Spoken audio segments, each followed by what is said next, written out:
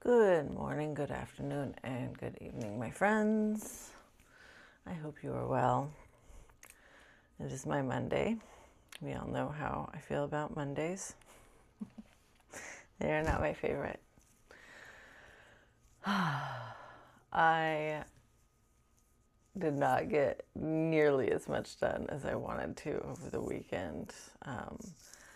I installed precisely 0 of my rat excluders. I also did not get up on my roof and install the vent cover that I got. I also got a vent cover for the side of my house, which currently that hole in the wall has a piece of weed cloth and blue tape covering it, and it has for years now. And I discovered why, because I bought a vent cover for it that I thought would work, and it is 3/16 of an inch too big in diameter.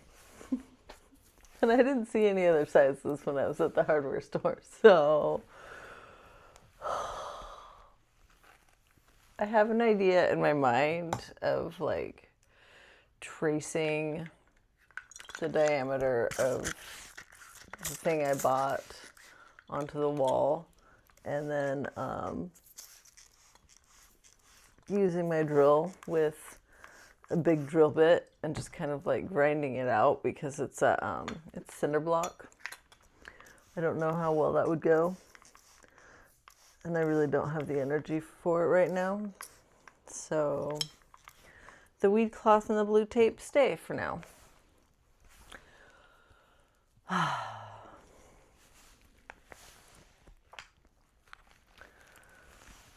I think I've decided that I am going to call my friend, who is a real estate agent, this week and ask her to come out and tell me what I need to do to start preparing my house for sale, and see if I can start working with the estate sale company that she works with now,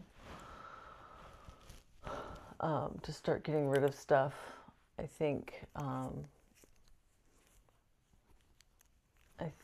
if I could start organizing stuff in a way that would prepare it for sale, I would feel like I was preparing for my exit a little more, instead of waiting until I get that piece of paperwork I am waiting on. I can start now. And then knowing that I'm in the process, I think will help me feel less trapped, because I do feel trapped right now. I feel like I have to work to maintain this house, and it's not enough, and I feel like I'm always tired at work, I'm always tired at home, and something has got to give. Something's got to give. I cannot keep doing this. So that's my plan for now. I watched a video by a guy who goes by The Offended Outcast yesterday, and he's in his 60s, and he told a story about how he lost everyone in his family and ended up basically broke after dealing with all of their health crisis and stuff. And he sold everything in his house and then his house, but then after he paid off all his debts, he was back to basically nothing.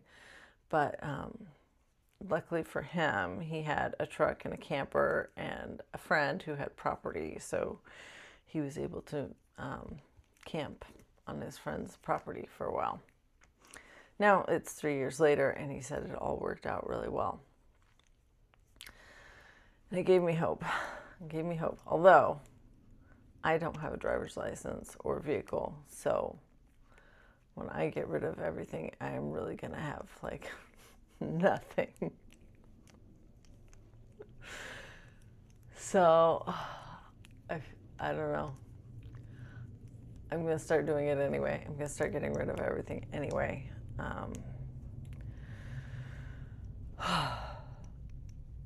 I just have to. I just have to. I just have to trust that if I take the leap, the net will appear. Because if I don't, I think my health is going to start declining. This is going to sound like nothing, but I had to clip my thumbnail off this morning because I got a split right down next to where, like right down next to the cuticle. And that tends to happen with my nails when I am going through a lot of stress. My nails start splitting like right next to the free, like where the free edge starts. This one has it too, like right here. I can feel it. I think I'm gonna have to clip this one off too. It just like starts, and if I don't clip it, it will tear, and it will tear uncomfortably. But that is the canary in the coal mine for my health. I feel like when my nails start failing, that means my body is struggling. And it's definitely not a lack of protein. I eat a lot of protein. I eat mostly protein. It's stress.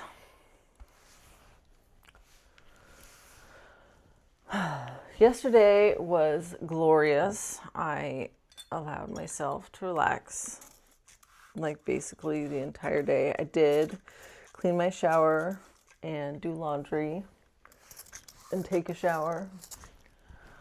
I think that's everything. I did not unload the dishwasher. I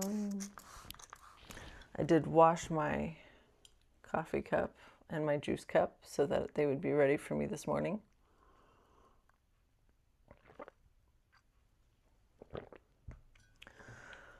Which this morning me appreciated.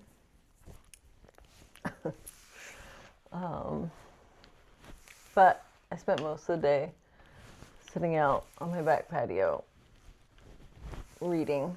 I was reading When Women Were Birds. Julie Jordan Scott, thank you so much for recommending me that book. I love it so much. I feel like I want to read it 3 more times, and I'm only halfway through, and I want to read all of her other books. Oh, it's so comforting and validating. Yeah, I really like her.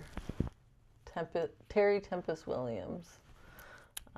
When Women Were Birds. I'll put that up on screen, and I'll put a link to it down below. It's in my bookshop too, I think. I get a 10% commission if you order through any of those links. I think I have to say that. Yeah, so that was really pleasant. I'm glad that I did that. It was lovely. And I also read a post by Tom Scrilius. He did a mini post in his community with a link to a longer post in his Patreon. And I went over and read that. And he was talking about how he hates vacation because it always shows him what life could be like and what life really should be like. And his mind expands. He starts doing things like cooking, which he never usually does, and enjoying it. And his sleep schedule changes and relaxes, and he just feels so good. But then, as the vacation winds down, like the stress starts coming back, and he knows that like the first day back at work is going to be absolute hell, because he just had that freedom, and I resonated with that so strongly. Like, even the weekends do that to me. Even breaks. Like, I rarely take breaks at work. I signed a waiver so that I don't have to, because, well, for one, part of it is that my autism makes transitions really hard, so it's hard to refocus after I've gotten up from my desk and done something else. It's much easier for me to just stay focused and not interrupt myself. So I usually don't take breaks, but when we're slow, I actually do take breaks, because I get sleepy if I'm not like super engaged. So I get up and walk around, and every time I get up and go outside for a break and take a walk, I really have to convince myself to go back in and go back to work.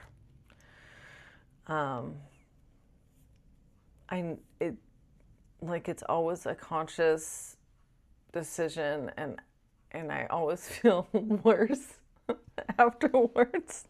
I don't want to be there. Don't want to be there.